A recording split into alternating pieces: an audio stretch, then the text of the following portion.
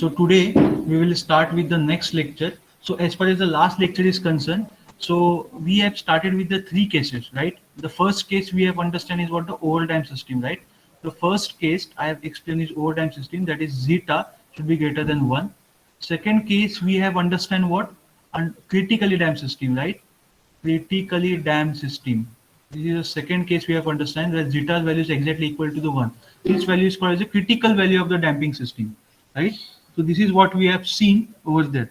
And then finally what we have derived the output equation, that is Ct, that is equal to x in terms of x. So x of x, x or C of t is nothing but an output equation for overdamped system. And then we have also derived the output equation for the critical damped system. Okay. And then based on this output equation, we have drawn a characteristic curve. Characteristic curve means what? It is basically a T domain graph. T domain, or you can also call it as a time response graph. So exactly how is the time response graph? That also we have seen. You can watch the last videos also if you haven't understand or have missed the lecture. Okay. So guys, today I will start with the third type. Third type is what? Underdamped system. Very important. Now the third type is underdamped system. Now what is underdamped system first of all? Now for a system, the system is said to be underdamped system when your zeta is greater than 0 and less than 1. Okay. Basically, when your zeta is equal to 0, the system is called as an undamped system. System is called as a undamped system, right? Now guys, already in model number 3, what is the model number 3? Free undamped vibratory system. So in free undamped vibratory system, your zeta was 0. Zeta was 0 means what? Basically, there was a air resistance. So, but the air resistance was considered as a negligible, and so we called it as an undamped system. But there was no artificial damper. There was no any artificial damper, means there was no any C in that particular model diagram, right? So that is why the zeta is equal to 0 was considered, and it was called as an undamped system. But here it is basically understand the difference between the underdamped and undamped system. For undamped system, zeta should be greater than 1, sorry, less than 1 and greater than 0. Okay. Then now basically for overdamped system, we have seen that for overdamped system, we have seen that roots are real, unequal, okay, and basically negative. It is very important that roots should be negative, because if the roots are negative, they will lie on the left hand side of the S plane, and the system is stable. Stable means what? After passing successfully to the transient state, means transient state will vanish and the system will reach the steady state or the final state. And in critically damped system, the roots were real, negative, but equal. Okay, so that was the only difference. So that is why you got a difference in that general equation. Okay, but here basically in undamped system, okay, in undamped system, I will write it again. Sorry, underdamped system. Okay, very important point. The first is zeta should be greater than z1, greater than 0 and less than 1. Okay, and now here the roots are complex conjugate. How are the roots? Complex conjugate. The root should be complex conjugate with, now it is very important, with negative real part. Negative real part, because if you have a positive real part, then the system is not stable. What will exactly happen, I will explain you. And now third case, can anybody tell me what was the nature of response? Nature of response for overdamped and critical damped system. Nature of response means what? How does the output behave with respect to time? That is, in that transient phase, what was the nature? What was the nature? If I draw the graph, it was completely, anybody? Exponential. But here now the response will be oscillatory. Very important. So that is why this zeta is equal to 1 is called as a critical value of damping factor, where below the value of this zeta is equal to 1, the roots become complex conjugate, and it should be a with negative real part, and the response is oscillatory. Now let me draw the response here. Let me draw the response. So let us say this is a t, let us say this is a x, or you can call it as the x of t, and let us say this is a desired output line. This line is basically called the desired output line. You can, I will write here, you can say this is a desired output. Okay, desired output means what? Expected output. Okay, and now let us say 0 point. Now the output will be like this. This is okay, transient phase. Now you can see that it is vanishing and it will reach the steady state. Okay, so this phase, I will change the color pen here to understand you more. So this phase is called as a C T of t, transient state, and this is called the CSS of t, right? Steady state. Okay, now you can see that here the response, if you draw this graph, you can see that again the decreasing, the amplitudes are decreasing in a exponential manner. The amplitudes are decreasing in an exponential manner. So what I meant to say is that whenever you will calculate or derive an equation for an output equation, there you will have a sine term also, and you will have a e term also, exponential, because otherwise afterwards you will get a doubt that, sir, why there's an exponential term e in the output characteristic. Okay, because here you can see that the amplitudes are decreasing in an exponential manner. But why it is so? Because the roots are complex conjugate with a negative real part. Let us take an example. Now let me draw a S plane. What is S plane? This S plane is nothing but a sigma. This is nothing but a I into omega. Okay, let me change the color pen. So now let us say that roots are -1 plus I and -2, sorry, -1 minus I. Now here you can see that this I is the imaginary part and -1 are the real part but negative. So if the real parts are negative, the location of the root will be like this. So where is the location of the root? Anybody? Where is the location of the root? Okay, let me say this is -1 and let me say this is plus I and let me say this is minus I. So where is the location of root? Location of the root is in the left hand side of the S plane, and that is why you can say that the system is stable. System is stable means what? Here the amplitude will decrease exponentially and the system will reach the steady state. So guys, it is very important that it should be a location should be in the left hand side of the S plane. Then and then only the system will reach the steady state point, and the time taken to reach the steady state is called the settling time, TS. Okay. Now anybody can tell me what would have happened if the roots were having a positive real part. Let us say roots are +1 plus I or +1 minus I. Anybody? What would be the change in this graph? What would be the change in this graph? RHS. Anybody? No, yeah, you are right. The location of the root will be here, right? You are absolutely right. But my question is different. Let us say this is I. Let us say this is I. Now you can see that the location of the roots are in a right hand side of the S plane. So as I said that when the nature of the roots changes, the location of the root will change, and when the location of the root will change, the behavior of the system or the nature of the system will change. So I just wanted to ask you, what would have happened if this was +1 plus I and +1 minus I with respect to this time response graph? Anybody? Unstable. Yeah, the system would have become unstable. Means basically what would have happened, guys? Very important. Let us say this is a 0, this is a t, this is a x of t. Let us say your graph would be like this. Okay, it was initially, maybe it would have decreased and again it would have increased, and you can see. Okay, the oscillations, okay, the oscillations would have reached to the infinity. It would have reached to the infinity. Means what? The system will become absolutely unstable. Means what? Unstable means what? It will not reach the steady state. It will not reach the steady state. Means what? The system will keep on fluctuating in the transient phase. And if the system keeps on fluctuating in the transient phase, the time will come when omega will equal to omega n and the resonance will occur. And because of this resonance, the system will fail. Okay, so that is why it is very important whenever you are designing a vibratory system, you have to select properly or design properly the value of zeta as well as the value of omega d. Now this value of omega d is also dependent upon this zeta.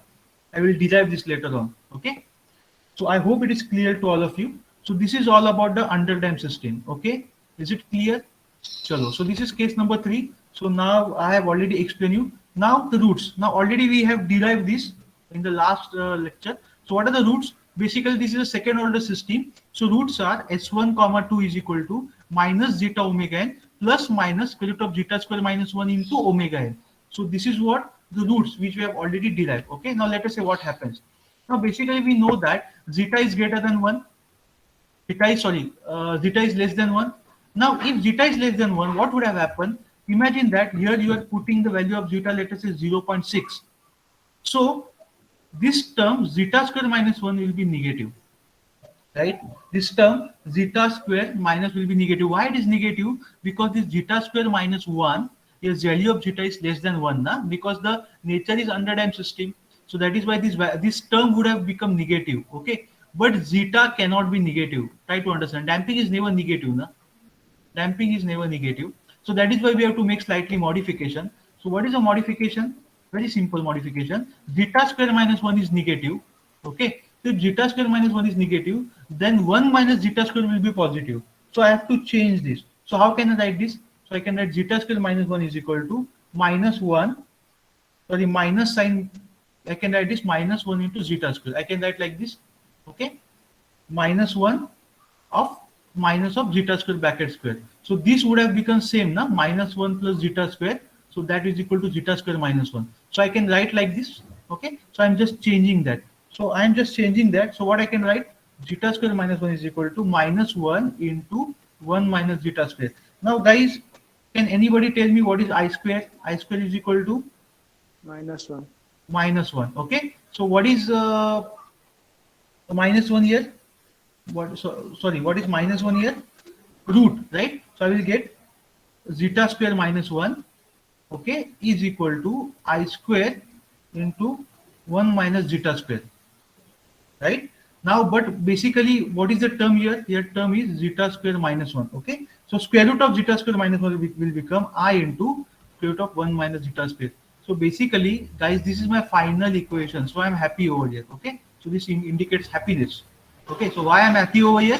Because I can write zeta square minus 1 is equal to I into 1 minus zeta square. Now, if the value of zeta is 0.6 under time system, this term will be positive. Okay, so this is what I have got, and you can see that here, instead of writing square root of zeta square minus 1, I can write square root of I minus zeta square. So this is a simple modification, and again you can see that the I term, that is the imaginary term, has already occurred. Okay, so again you can see that this is under time system. So finally, let me call this as equation number A.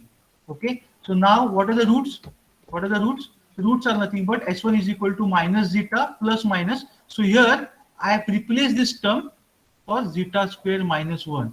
So guys, this I haven't done in the last two cases. Why? Because there the value of 1 zeta was greater than 1 or equal to 1. So it doesn't matter for me over there. But here it matters a lot. And underdamped system is a very, very complex system. So now I have got two roots, S1 and S2. This is a, remember, second order system, right? Why it is a second order system? Because we have considered the MCK as a parameter and a linear differential equation. So it becomes a second order. Okay. Now solution of general solution of differential equation. Okay. Now what is general solution first of all? General solution. Now the roots are not repeated. You can see, can anybody tell me what is the nature of this root? Here, roots are what? Roots are complex conjugate. Roots are complex conjugate, na? Complex conjugate with negative real part. See, this minus zeta negative, and this is like nothing but the real part, and this I is nothing but the imaginary part. So the location of the roots will be here, where in the left hand side of the S plane. So this indicates that the nature of the roots is, the nature of the system is oscillatory, but with decreasing amplitude,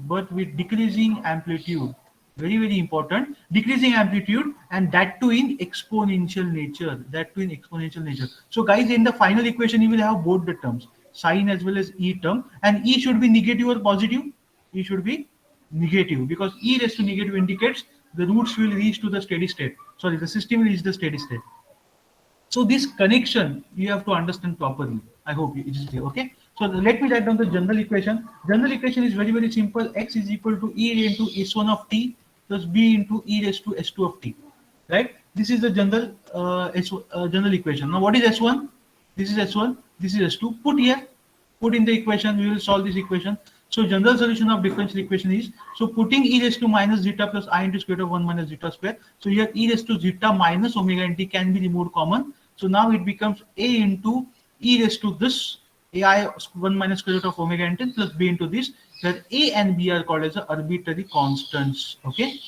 So guys, very, very important in this particular model, this maybe the derivation you will be asked to calculate the output equation, derive the output equation for any one case. Okay.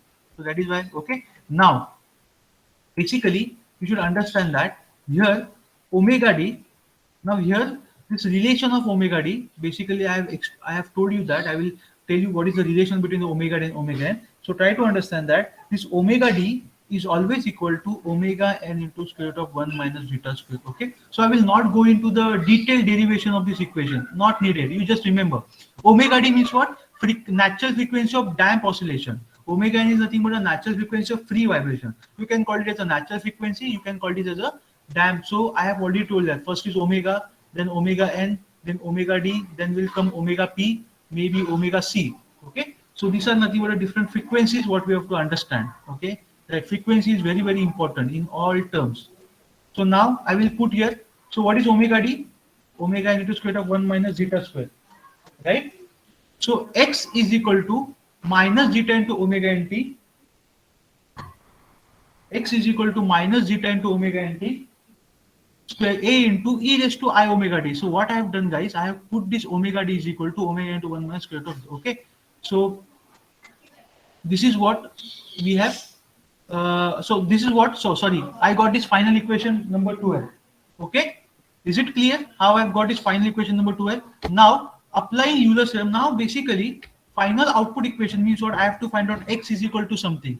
Now this x can be solved in two ways. Okay, I will explain both the ways. This is a two ways.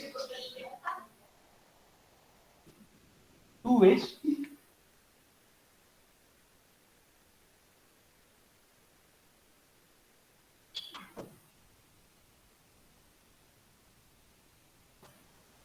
So x is equal to two ways.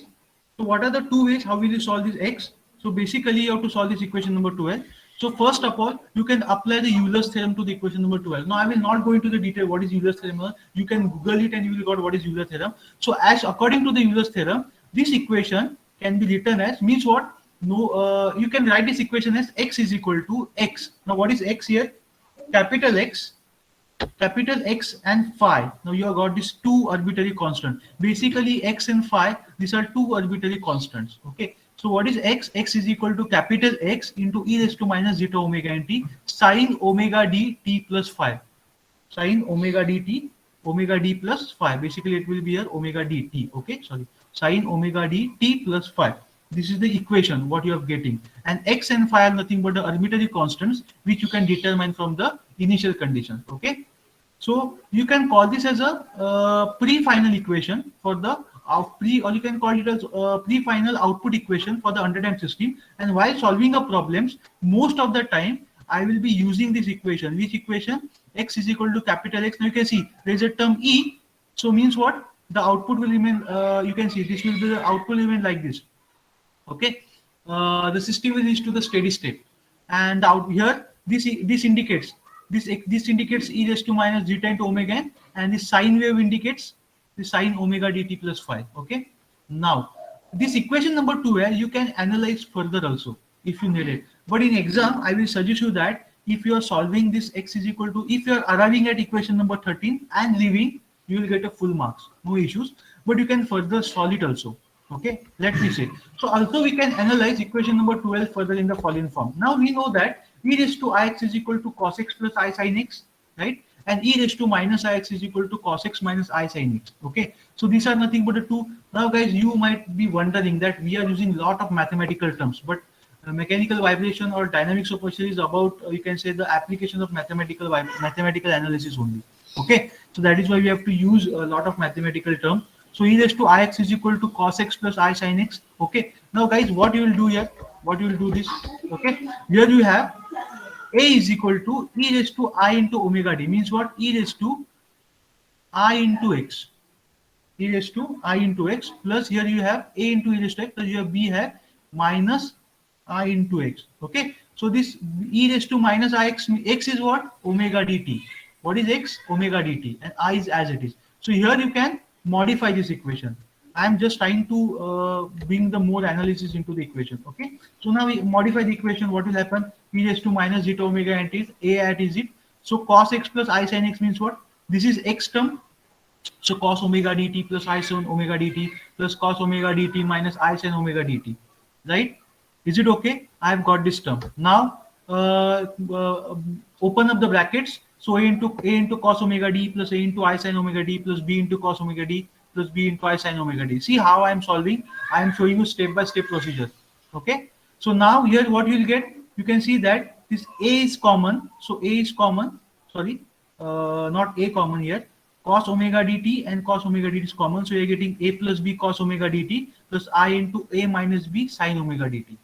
Okay. Guys, is it clear to you? I am solving. Message me yes or no if you are understanding. If there is any doubt, you can ask me or prompt me. Okay. So I've got this equation now. So finally, what I will do, just for simplification, let us say that a plus b is c1, first constant, and a minus b is c2. Okay. I will make a small change. So now x is equal to e raised to minus zeta into omega nt c1. So what is this c1, guys? A plus b. Okay. And what is this c2? A minus b. See how I am approaching the equation. Okay. So e raised to minus zeta omega into, and this I am getting this equation. Now, guys, as usual, I have solved a underdamped system and overdamped system. So use applying initial conditions. Okay. So t is equal to 0, x is equal to x0. Initial condition, na? At t is equal to 0, we are considering x is equal to x0. X0 means what? It's steady state amplitude. Basically, this x is nothing but a steady state amplitude. Okay, this x is called as a steady state amplitude. Okay, or about the steady state amplitude, I will discuss later into the details in module number 5. Okay, so now here you just do concentrate that at x t is equal to 0. Let us say x is equal to x0. That is some initial condition. Okay, and x dot is equal to 0. So guys, everything you put in this equation number 14. So if you put this in equation number 14, what you will get at t is equal to 0, means this term will become 1. Okay, and this term will become 1 and this term will become 0. So what you will get? You are getting e raised to 1 into c1 into 0. So you are getting x0 is equal to c1. So what you are getting, x0 is equal to c1, that is a plus b. So what is x0? A plus b. Okay, is it clear up till now? Now next term. Now you have to differentiate this equation. Now guys, this is a, you can say some Hercules task, because you have to differentiate this equation. Differentiate the equation with respect to t. So you have to take dx upon dt. Now anybody can tell me how will you differentiate? Okay, so we will not waste your time. I will show you. So differentiating the equation, let us say that c1 is common. So here what I have done, let us say that c1 is common here. I have removed a common. So what actually I have done, I have written like this: c1 into e raised to minus zeta into omega nt cos omega dt. Okay, so I have multiplied the bracket plus c2 into e raised to minus zeta into omega nt sine omega dt. Okay, now the c1 is common. Now you can take the derivative of this once, take the derivative of this another. Okay, so derivative of both the terms. So you have to apply that rule. So what I'm getting, e raised to minus zeta into omega nt as it is, derivative of cos omega dt minus sine omega dt into derivative of omega dt. It is omega d. See, this is slightly a complex derivation. You have to understand this. Okay. Similarly, again, cos omega dt, as because you have to apply the UV rule, na? Because both are having a t terms. Both are having a t term. So you have to apply a product rule. Everybody knows what is a product rule. Okay. So cos omega dt into e raised to minus zeta omega nt as it is, and derivative of minus zeta into omega nt, t is the derivative 1. So minus zeta into omega nt. Similarly, I am getting a term for c2, e raised to minus zeta into omega nt, derivative of sin omega cos omega dt into omega d, then e raised to minus zeta omega nt sin omega d as it is minus zeta into omega n, derivative of this term. Okay, so you can say this is a full derivation I have taken, and now you can put here at x dot at t is equal to 0, x dot is equal to 0. So now guys, can you tell me here x dot will be 0? Okay, so this sign term will become 0. Okay, then this term will become 1, this term will again become 1. Okay, this term will become 0, this term will become 1. So finally, after putting t is equal to 0, what you are getting? Now at t is equal to 0, I am getting this equation: 0 is equal to minus c1 zeta omega n plus c2 into omega d. Is it clear? Guys, please message me, are you understanding this? Because it's a complex derivation. Okay, so 0 is equal to minus c1 zeta into omega 1 plus c2 into omega d. Right? Is it clear? Now final step. Now you know that C2 is equal C2 omega d. So just make it LHS is equal to RHS. Okay. So C2 omega d is equal to C1 zeta omega n. So from this you will get, now you know what is C1. C1 is equal to X0. Okay. Guys, don't worry. Even if you understand now this, I have already given you my handwritten notes. This I have copied from my handwritten notes here on the PPT. So this I have given you on the Google Classroom. You can refer it, okay? Even if you forget about this. But now you just understand. So from this I am getting zeta is C2 is equal to x0 zeta omega n upon omega d. But what is omega d? Square root of 1 minus zeta square, because omega d is equal to omega n into square root of 1 minus zeta square. So guys, you can see that to calculate omega d, you record omega n also and you record zeta also. Because I have already told you that whenever I am drawing this underdamped graph, t upon c of t, and let us say that initially this graph is like this. So initially, at this initial phase, we are considering this omega n only. Why omega n? Because at the start, the amplitudes are very high and the damping does not come into the action. And as this goes on decreasing, amplitude goes on decreasing, the damping comes into the action and you are getting omega d. So here, because of the zeta, you are getting omega d. So this omega n and zeta combinedly, you are getting this omega d. This is what I have already explained. Okay. So finally, now what is equation? What is equation? Anybody? What is the general solution equation? X is equal to e raised to s1 of t plus b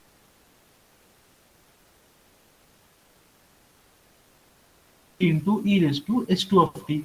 Okay. So now put everything here, and finally what you are getting? E raised to minus 0 into omega x0. What is x0? C1. And what is this? C2. So cos omega dt plus sin omega dt. Now guys, you might have understand that here you have exponential term with a negative sign. Here you have cos term. Here you have sin omega term also. So that is why this is called as the final output equation. And what will be the curve of the final output equation? This is the characteristic curve. Now this is the characteristic curve means what?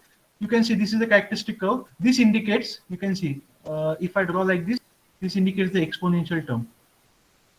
Okay, so this is nothing but exponential, which is nothing but, what is it is?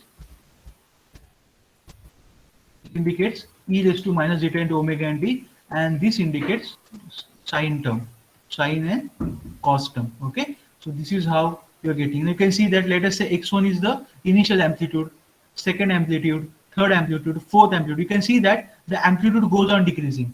Now because you understand that here it is a negative real part, you can see that this particular amplitude will not go like this. It will not go like this. If there was the e raised to positive sign, means what? The location of the root would be into the right hand side, and this would have gone to the infinity. Okay, but obviously we will design a stable system. We will not design an unstable system. I hope you understand this. So that is why this is the final characteristic curve. Okay, so I hope you understand this. So before I move to the next part, please message me, have you understand or not? Yes, is it clear under the system? Any doubt? No? Hello? So just message me single, have you understand this or not, the concept of underdamped system.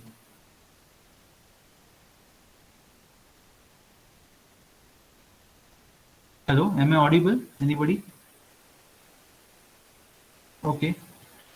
Chalo. So now, okay. So now we will move on to the next part. Again, this is also very simple part. Logarithmic decrement. Now, guys, I have already explained you what is logarithmic decrement, right? Now, you know that for free undamped system, module number 4, there are two important variables. One is the omega d and second is the del. That is a logarithmic decrement. These are the two important, fundamental important parameters. In free damp vibration, frequency of damp vibration and rate of. Now omega d already we have understand. When omega d is equal to 0, we are getting c is equal to cc. Omega d is equal to omega n into square root of 1 minus zeta square. All we have understand it. Now we will understand this. Okay. So this rate of decay of amplitude. Okay. Now the rate of decay of amplitude. This rate of decay of amplitude means what?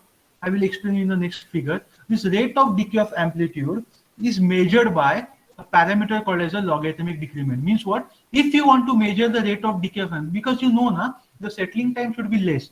And if you want a settling time less, means what? The system should pass at earliest from the transient phase and reach the steady state phase. So the settling time should be less for that. The time taken by the system to successfully complete or decay or vanish the transient state and reach the steady state for the settling time. Means what? That depends on the rate of decay of amplitude. So you can design the rate of decay of amplitude by, or you can, sorry, measure the rate of decay of amplitude by this parameter called as the rate of,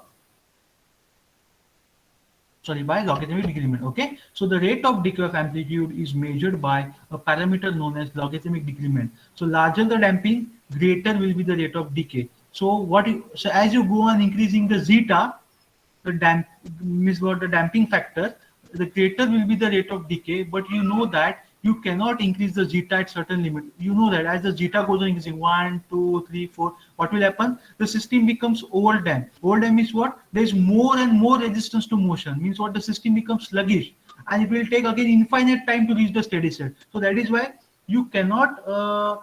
You can say that larger the damping, greater will the rate of decay up to certain extent.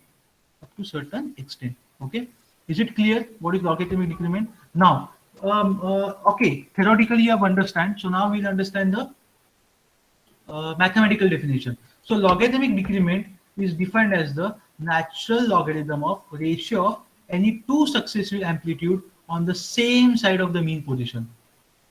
Guys, am I clearly audible to you? Have you understand? Logarithmic decrement is defined as natural logarithm of the ratio of any two successive amplitude on the same side of the mean position. So to understand this, now basically when you say that any two successive amplitude, so obviously the system will be what? Underdamped system. First of all, for logarithmic decrement, the system is underdamped system because we don't have an amplitude in the exponential. They are just rising exponentially or decreasing exponentially. So for underdamped system, zeta should be greater than 0, less than 1. Okay. So first of all, draw the characteristic curve. So I have drawn this characteristic curve. So this is nothing but the output, C of t. This is nothing but the time. So let us say that the graph is in a decreasing order. You can see if I draw like this. Okay. So this is a very important diagram over here. So what will happen? So this is the exponential decrease, exponential e raised to minus zeta into omega n t, right? This indicates e raised to minus zeta into omega n t. Now let us say that this is point number 1, point number 2. So let us say that 1 to 2 is the one cycle, 2 to 3 is the another cycle. So this is a one cycle, second cycle, x3 to x4, and finally xn. Okay. So x1, x2, x3, and up to xn. So what you can understand from this, you can understand that the amplitudes are decreasing in an exponential manner, right? Amplitudes are decreasing in an exponential manner. Okay. So let me call that x1 is the first amplitude, x2 is the second amplitude, x3 is the third amplitude, right?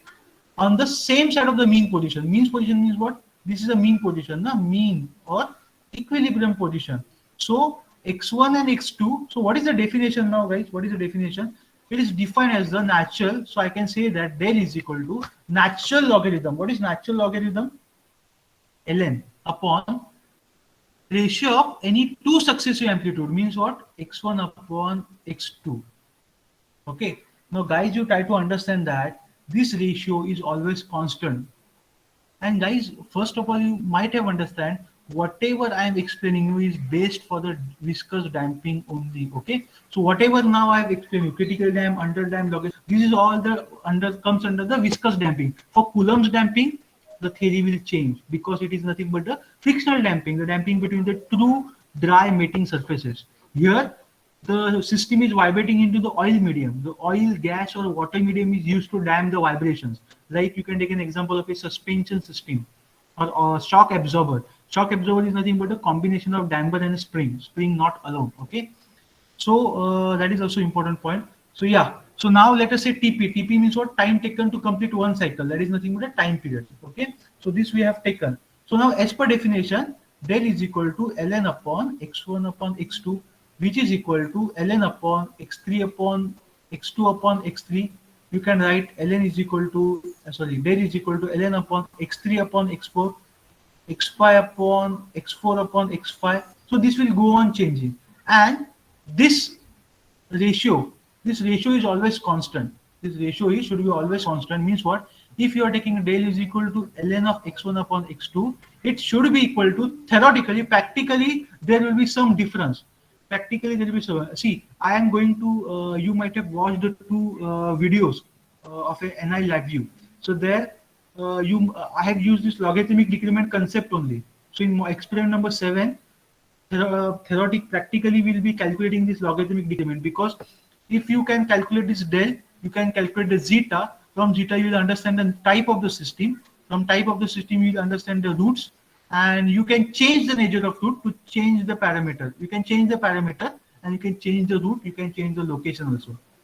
Okay, so basically what I was saying, that del is equal to ln upon x1 upon x2 should be equal to ln upon x2 upon x3. So theoretically this ratio is constant. Theoretically this ratio is constant. Okay, so now let's move to the derivation part fast. So considering point 1 and 2, so first of all consider this point 1 and 2, that is a what I can say, two successive points. Okay, I have considered two successive points. So let's start with the derivation. So as per the definition, del is equal to ln of x1. You can also take ln upon x2 upon x3, doesn't matter. Okay, doesn't matter, it should be constant. So now what is time period? What is time period? First of all, what is time period? Tp is equal to, anybody? Tp is equal to 2 pi upon omega. But instead of omega, I will write omega d. Why? Because this is a damped natural frequency, because the system is under damped. Na? Means what, we are providing a damping. So what is this? 2 pi upon omega n into square root of 1 minus zeta square, right? And then what is Tp from this figure? What is Tp from this figure? Time period, anybody? Tp is equal to T2 minus T1. T2 minus T1. Try to understand this. Tp is equal to what? T2 minus T1. Na? This is T2 and this is T1. Okay. So these are the two things we have used. So from this, what I will get? Let me show you. Okay. So I'm getting a C. So I'm getting Tp is equal to T2 minus T1. So T2 is equal to T1 plus Tp. So T2 is equal to T1 plus 2 pi upon omega d. That is equal. Now for underdamped system. Now basically logarithmic decrement is you can say suitable. You can say logarithmic decrement is a concept which is used to make, or you can say it is a parameter which measures the rate of decay of amplitude. So for that, which system is you can say what I can say, which system is used for this? That is nothing but the underdamped system. So for underdamped system, already we have the output equation. Now no need to derive again equation. This I have already derived. What is that? According to Euler's formula, x is equal to e raised to minus zeta omega n t plus sine omega dt plus phi. Okay. Now use this equation. Now in this equation, what you will do? Instead of t, you will write t1 and t2. Means, for example, I can say that for time t1 means what? On this graph, let's try to understand. On this graph, when t is equal to t1, when t is equal to, why I am taking t1 and t2? Because I have considered these two successive amplitude cycles. Okay. So let's start this. Okay. So for time t1 and t2, so from time t1, what I will do, just replace t by t1, and here for time t2 replace t by t2. Okay. It is very simple. So replace t1 t2. So now from this, what you are getting, x2 is equal to e raised to minus zeta omega n t2 sine omega d. Now what is t2? What is t2? T1 plus 2 pi upon omega d. T1 plus 2 pi upon omega d plus phi as it is. Okay. Now this x and phi are nothing but the arbitrary constant. Now guys, now you just remember that this x and phi are nothing but the arbitrary constant. In the next module number 5, we will discuss detail about this x and phi. Okay, this x is the steady state amplitude and phi is nothing but a phase angle actually.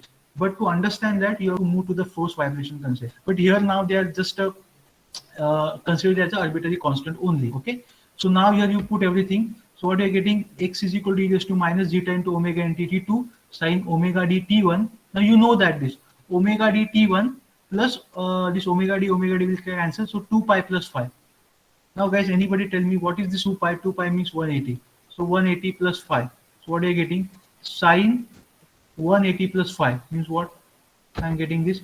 So x is equal to e raised to minus zeta omega n t2 sine omega dt1 plus 5. So omega dt plus 2 pi plus 5 means 180 plus 5 is a cell. You can write it as a pi only.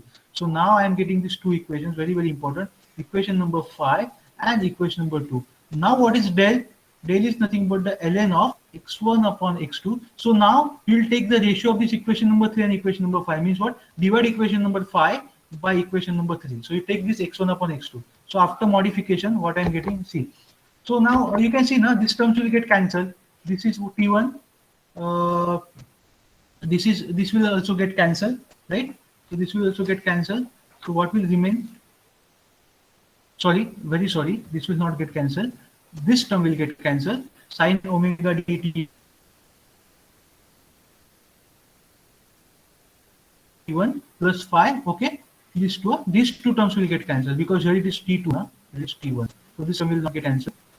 Okay, sorry for thinking this. Okay, so what I'm getting x upon x equal to e raised to this. Now you know that e raised to something upon e raised to something. You can add it or you can minus it. Okay, so e raised to minus zeta omega n t1 minus t2 because here this zeta into omega n is nothing but a constant. Okay, so I'm getting this. So now x1 is equal to, now what is c1 minus c2? You know that t2 minus t1 is equal to tp. So minus tp is equal to t1 minus t2. Okay, so here T1 minus T2 is nothing but a minus Tp. Now guys, see how the formula is up. I am pushing the formula. So finally you're getting x1 upon x2 is equal to e raised to zeta omega n upon Tp. Okay. Now you will say that what is next. So now let us take a natural log. Natural log of both the sides, ln and ln. So this ln and ln will get cancelled. So here you will get ln upon x1 upon x2 is equal to zeta omega n upon Tp. Now guys, tell me what is ln x1 upon x2? What is this ln into x1 upon x2? Anybody? What is this natural log of successive amplitude as per the definition? This is del, na? So del is equal to this. So finally I am getting a formula which you are using in most of the. So del is equal to zeta into tp into omega n. But what is tp? 2 pi upon omega t. So finally what you will get zeta into 2 pi. What is omega d? Omega into square root of 1 minus zeta square into omega n. And so finally you are getting this formula del is equal to 2 pi zeta upon square root of 1 minus zeta square. So guys, I hope you have understand this. Okay. And now the logarithmic decrement for n cycles. Now this is for a one cycle. One cycle means what? I have considered only one cycle, that is T1 to 2 T2. This is for a one cycle I have considered. So this del analysis is for a one cycle. For n cycles, let us say that n number of cycles, you can write this del is equal to 1 upon, means what the formula is del is equal to ln upon x1 upon x2, na? Or you can write like this also, del is equal to ln of x0 upon x1, means what? Initial. So you can write this del is equal to 1 upon n into ln of x0 upon xn, where x0 is equal to initial amplitude, xn is equal to amplitude after n cycles. Okay. Okay. So while solving a problem, you have to understand, you have to use this both the formulas, very, very important formulas. Okay. Now guys, I will tell you the practical application for this. Which I'll be using in experiment number 7. One practical application. Okay. So let us say you are taking a cantilever beam. So in cantilever beam, let us say cantilever beam means it is fixed. Okay, cantilever beam means it is fixed. So let us say you apply the displacement x. You apply small displacement at free end. Now, if you apply the small displacement at the free, what will happen? Anybody? If you take cantilever beam and you apply a free displacement at the end, anybody? What will happen? This cantilever beam will what will happen to this cantilever beam? Anybody? It will start vibrating, right? Now, let us say experimentally you have to calculate, theoretically you have to calculate this calculate the omega, that is a natural frequency, and let us say you have to calculate the zeta for this. Okay, anything. So basically what will happen, you can use this formula what you this, but practically, let us say, practically what I can do, I can use your accelerometer. Okay, I can use the accelerometer. This accelerometer will give a signal to this, let us say, PC software, PC lab view. This you can watch this in my video, huh? I have done this PC lab view, and this PC lab view will, let us say, give you the graph. Now this graph, let us say, time response graph. This graph you got on PC lab, x is to time. Now what you do from this graph, let us say this is x1, this is x2, this is x3. You can calculate the logarithmic decrement del is equal to ln of x1 upon x2. Now once you got a del, now what is the formula for this? Del is equal to 2 pi zeta upon square root of 1 minus zeta square. From this what you get is zeta. Now let us say, obviously now this is a response is underdamped. Sorry, the response is oscillatory. So what will be the system type of the system? Underdamped system. So value of the zeta is, let us say, 0.7. So it is greater than, less than 1 and greater than 0. Okay. Then you can say that the system is an underdamped system. So this logarithmic decrement can be used practically also to calculate this. Okay, so we will see this in the experiment number 5. So thank you so much.